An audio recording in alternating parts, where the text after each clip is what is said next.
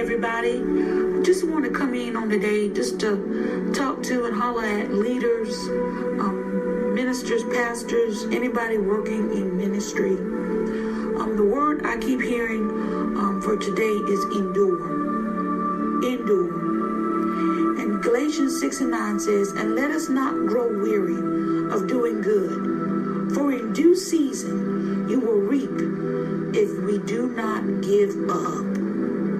You will reap if you do not give up. And the greatest lesson I've learned in ministry is how to endure. We have a lot of people that don't want to endure in ministry. When it gets hard, when it gets tough, when it gets rough, we want to walk away. But this is not the time to walk away. This is not the time to give up.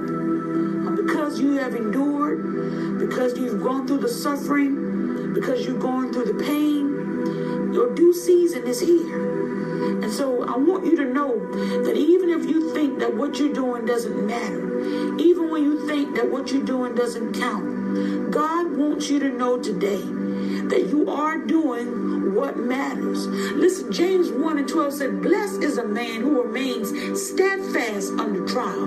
For when he has stood the test, he will receive the crown of life, which God has promised to those who love them. And I kept asking myself, I said, what's the greatest lesson or what is the greatest example have you seen in ministry? And Jesus has been our great example. He's our high priest. He's shown us in the integrity and the level of passion that we should have in ministry. Jesus gave his life for what he believed in. Even when people didn't like him, even when all he wanted to do was heal and deliver and set people free, they still crucified him. And even in the midst of him hanging on the cross, he understood his purpose. He understood why he came and why God sent him. And even while he was hanging on the cross, he said, Father, forgive them, for they know not what they do. I don't know if I could have that kind of love, but he showed it. He showed it to us. He showed us to us as leaders that even in the midst, know your purpose. Know why you have been sent to do what you do. Yes, it's going to get rough. Yes, you're going to be tired. Yes, people are going to get on your nerve. Yes, people are going to try you. But in spite of all of that, you got to know why you do what you do. Hallelujah. You got to know why you do what you do. So I came to let you know to endure. Endure. It says, and let us not grow weary. The enemy wants you to grow weary. He wants you to go tired. He wants you to give up. He wants you to throw your hands up and say, you know what, I can't do no more. Yes, you can.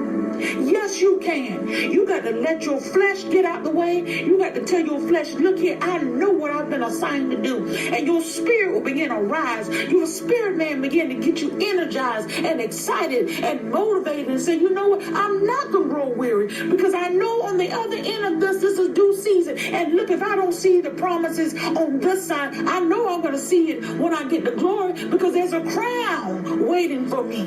So I'm not looking. And don't you look for applause of people because people will praise you. They'll say Hosanna today and then crucify you tomorrow. Jesus was our great example.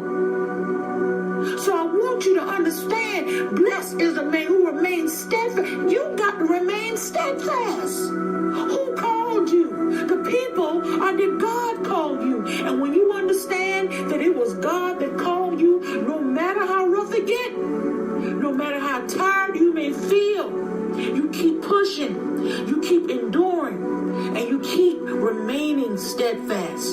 So I encourage you today, as for you brothers, do not grow weary in doing good. If we endure, we will also reign with him. Hallelujah. How you feel about this? Look, I'm going to reign with him. You're going to reign with him if you just endure.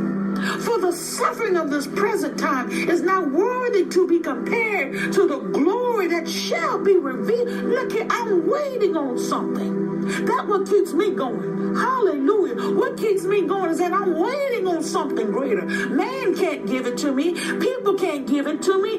God gives it to me. And as a leader, as a minister, as a pastor, you've been called, you've been chosen, and you have been sent. We've been sent to equip the body of Christ. And when you know that you're doing all that you can do to help people, even when they walk away, even when they turn their back on you, you got to get up and say, I got to keep going. Look here, there's many more that shall come. You can't let what one person does to you stop you, honey. There's many more that are waiting to hear what God has told you. So I encourage you today, endure. Endure. Listen, a good leader is always looking for the next leader. I'll leave that right there. A good leader is always looking for the next leader. Look, you're not going to be here all the time.